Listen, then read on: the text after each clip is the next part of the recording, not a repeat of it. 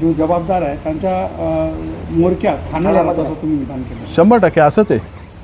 कारण ही जी चेन आहे पालिका अधिकारीपासून रजिस्ट्रेशन ऑफिसपासून माझं तर म्हणणं आहे बँकांच्या काही अधिकारी पण याच्यात सामील असू शकतात. कारण सर्च रिपोर्ट असल्याशिवाय या गोष्टी होत नाहीत.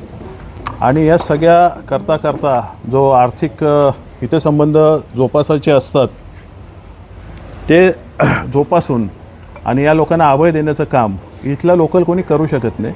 हे ठाणेवालेच करतात. हा माझा स्पष्ट आरोप आहे. ते जातात त्यांना सलमान खानच्या घरी जायला वेळ आहे, इथे यायला वेळ नाही. नाही, मी थोडक्यात बोललो की तुम्ही एखाद्या सेलिब्रिटीवर काय प्रसंग आला जायला पाहिजे. नाही जायला पाहिजे असं नाही. ते शेवटी आपल्या देशाची शान आहेत. जायला पाहिजे. पण ही लोकं एवढी इथे मरतात आकंत करत आहेत रस्त्यावर येऊन. आज दिव्याला काही लोक रस्त्यावर तिथे रॉकेल घेऊन बसलेत. पालकमंत्री आहेत ना. त्यामुळे काय गंगेत कधी जा डुबकी मारली पाप धुतले जातात. इथे पुण्य मिळेल ते जास्त मिळेल असं माझं म्हणणं आहे. त्यामुळे इथं पालकमंत्री आहेत. नगरविकास खातं त्यांचं आहे. त्याने येऊन जायला पाहिजे. मुलगा आहे ते खासदार आहे. 6 महिने जे पक्षात आहे त्यांची आता भूमिका आहे.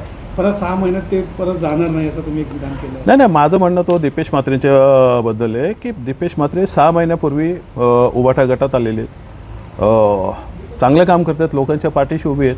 मला त्यांचा फोन होता की तुम्ही पण या सर्वपक्षीय बोलवलेत. मी म्हटलं माझी भूमिका थोडी वेगळी आहे. मी वेगळी मांडणार आहे.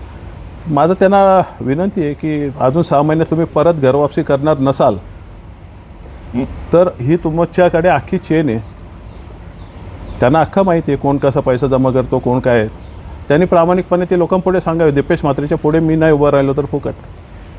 खोटे कागद DK तुम्ही बोलले त्याच्यावर पोलीस काही कारवाई करताना दिसत नाहीये. कोणाच्या आदेशाने कारवाई होत नाही. नाही, एकतर हा अख्खा नेक्सस आहे. ही अख्खी चेन आहे. पोलीस पण याच्यात सामील आहेत.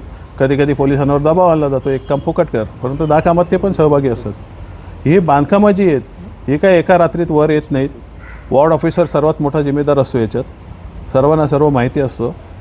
त्यामुळे हे पुरी एक चेन आहे आणि ही चेन तोडत नाही तोपर्यंत इथे काय होणार नाही. आणि जोपर्यंत यांचा आका जो ठाण्यात बसलेला आहे तो याच्यावर काही डिसिजन घेत नाही आता तरी बस करूया या अनुषंगाने जर वाटचाल केली तर लोकांनी दिलासा मिळेल. रहिवाशांना दिलासा मिळेल यासाठी मनसेकडून काय म्हणजे काय भूमिका असणार? नाही, रहिवाशांसाठी आम्ही त्यांच्या पाठीशी उभे आहोत. परंतु मी बोललो ना मराठा आरक्षणमध्ये कसे सगळे बोलतात की मराठा आरक्षण मिळालंच पाहिजे.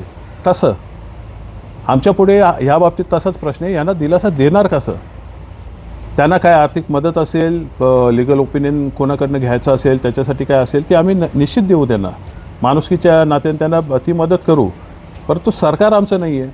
आणि यासोबत एक गोष्ट लक्षात घ्या. मी ही जी पत्रकार परिषद घेतली किंवा तुमच्यासमोर यासाठी आलो की ही काही हजार लोक आहेत आणि जी लाखो लोक आहेत डोंबिवलीतली त्यांचा अधिकारी इथल्या मैदानांच्या आरक्षणावर इथल्या शाळांच्या आरक्षणावर त्यांचाही हक्क मारला जातो ना.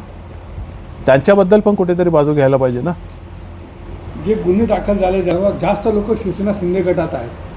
तुम्ही नाव ना घेता बोलले एक गट बोलले तर त्यावर तुमची काय प्रतिक्रिया? तुमच्या प्रश्नातच माझं उत्तर आहे. हे सगळे शिंदे गटात नव्हते पूर्वी. तुम्ही जर इतिहास बघाल मागच्या यांचा तर यांचे पक्ष वेगळे होते. यांना धमक्या देऊन घेतलेले आहेत. माझ्या या विधानसभेच्या निवडणुकीच्या वेळेस या लोकांना असंच वापरलं आणि हीच सवय लागणार आहे. तुमच्या बिल्डिंगी तोडणार नाही तर तुमच्या इमारतीत जा तुमच्या चाळीमध्ये जा तुमच्या रहिवाशांना पैसे वाटा आणि आम्हाला मतदान करायला सांगा. आला नाही आमच्याकडे तुमच्या इमारत वाईज चाळ वाईज आमच्याकडे यादी आहे. जर मतदान आलं नाही तर त्या बिल्डिंगी तोडल्या जातील अशी धमकी देऊन कामं केली. चारही आमदारांचं मला माहिती नाही. आमच्या आमदारांचं मला माहिती आहे की त्यांच्या दत्तनगरमध्येच एक बिल्डिंग 2दा तोडली. ती त्यांच्या ऑफिससमोर उभी पण राहिली. त्यामुळे कोणाची काय मेंटॅलिटी आहे ती त्याच्यातनं दिसते. आणि हे बोलणार नाही हो. काही लोक हस्तक आहेत. ते दिसायला फक्त आमदार आहेत असं तर त्यांना शुभेच्छा आहेत माझ्या. परंतु कदाचित त्यांचा हात फ्रॅक्चर झाला म्हणून आले नसतील या प्रकरणात लोकांपुढे येतील. पण भूमिका काय मांडतील? स्वतःच्या वॉर्डातल्या इमारती कशा उभ्या राहिल्या हे कोणी बघत नाही. त्यामुळे हे सगळे चट्टेबट्टे एकाच थाळीतले आहेत.